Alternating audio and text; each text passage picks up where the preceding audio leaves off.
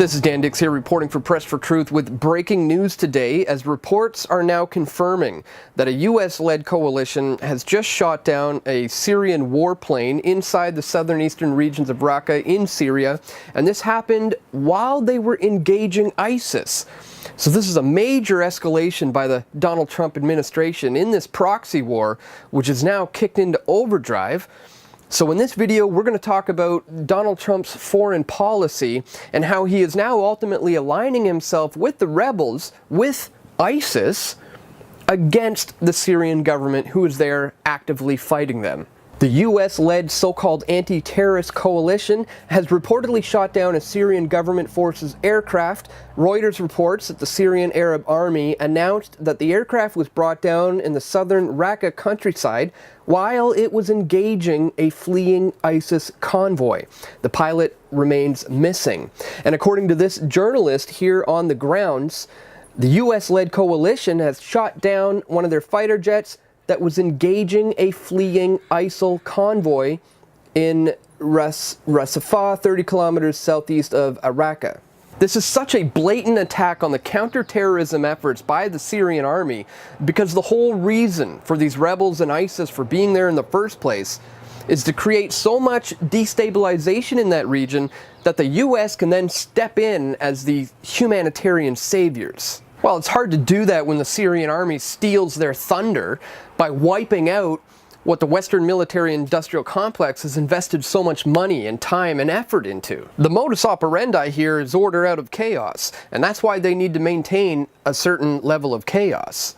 If the Syrian army just wipes out their boogeymen, which they've installed there, well then there'd be no more of a need to invade Syria and eventually Iran. It's only been 10 days since we posted this video. Syrian proxy war escalates as Trump and Saudi Arabia start war with Qatar and Iran. And now, today, Iran launches missile strikes against terror bases in eastern Syria, and this comes in retaliation for ISIS-claimed attacks in Tehran. And as this reporter here points out, it's the first operational use of mid-range missiles by Iran since war with Iraq. So as it is now, the Syrians are successfully bombing ISIS, the Iranians are successfully bombing ISIS, and the United States are stepping in to block them in their efforts here. I mean, it couldn't be any more obvious right now that Donald Trump and the deep state behind him want and need ISIS to thrive. So now the question is the Trump administration going to have Iran in the crosshairs as a result of today's strikes as well? It really can't get any more obvious as to who the real face of terrorism is in the Middle East, especially in light of all of today's attacks. It should be clear now that it is the US, along with their Israeli and Saudi Arabian allies, who fund, arm, and train, and now blatantly defend the very terrorists that they are allegedly there fighting. Share this video with your friends and your family so we can let the people of the world know just who the real enemy is.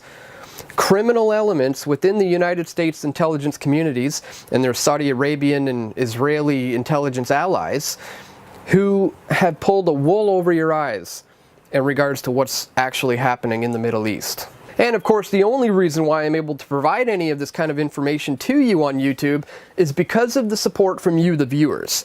As I'm sure many of you know, YouTube has reduced my ad revenue by 90%, but thanks to the patrons at patreon.com/pressfortruth, I'm now able to continue producing videos, and with your continued support, we'll be able to ramp up our efforts. So if you'd like to see this kind of information continue to spread, and if you'd like to see Press for Truth grow into a more effective media outlet than it is today, please consider making a contribution. Even just a few dollars a month goes a long way with helping me to expose the inner workings of these global elitists who seek to control us. So thank you so much to anyone who has contributed by donating at the links below or by becoming a PFT patron. And stay tuned, my friends, we've got more video reports coming soon. This is Dan Dix reporting for Press for Truth.